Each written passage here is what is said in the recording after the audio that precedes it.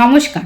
বাচ্চা ঘেমে যাচ্ছে, আবার বাচ্চার ঠান্ডাও লাগছে। এই ওয়েদারে এসি বা ফ্যানের মধ্যে বাচ্চাকে কী করে আমরা অ্যাডজাস্ট করাবো সেটা কেউ বুঝে উঠতে পারছি না। কারণ কখনো বাচ্চার ঠান্ডা লাগছে, কখনো বাচ্চার গরম লাগছে। এই অবস্থায় বড় মানুষ যারা আছে তাদেরই সর্দি কাশি হচ্ছে। তো বাচ্চাকে আমরা কী করে সেখান থেকে প্রোটেক্ট করে রাখবো সেই বিষয়ে আজকের এই ভিডিও। প্রথমেই বলে রাখি, ঘরের যে টেম্পারেচারটা ঠিকঠাক মেনটেন করতে হবে। 26 থেকে 28 ডিগ্রির মধ্যে টেম্পারেচার রাখুন, খুব গরমও না খুব ঠান্ডাও না। এসি বা ফ্যান চললে যাতে টেম্পারেচার ঠিকঠাক থাকে সেটা আপনাকে খেয়াল রাখতে হবে। বাচ্চার জামাকাপড় যেটা পরাবেন সেটা সুতির জামাকাপড় পরান। অন্য কোনো সিনথেটিক বা কিছু টাইপের জামাকাপড় পরাবেন না। বাচ্চা অস্বস্তি হবে, বাচ্চার গরম লাগবে, ঘামতে পারে, বাচ্চার ঠান্ডা লেগে যেতে পারে। তার জন্য সুতির জামাকাপড় পরান।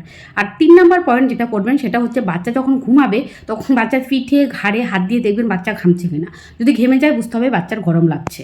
4 নম্বর পয়েন্ট আর সব থেকে ইম্পর্টেন্ট পয়েন্ট সেটা হচ্ছে, বাচ্চাকে সরাসরি বাতাসের নিচে রাখবেন না বা হাওয়ার নিচে রাখবেন না।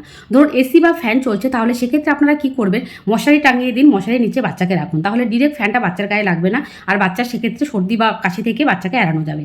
এইভাবে আস্তে আস্তে বাচ্চাকে আপনার এসি বা ফ্যানের নিচে অ্যাডজাস্ট করাতে পারবো। নমস্কার।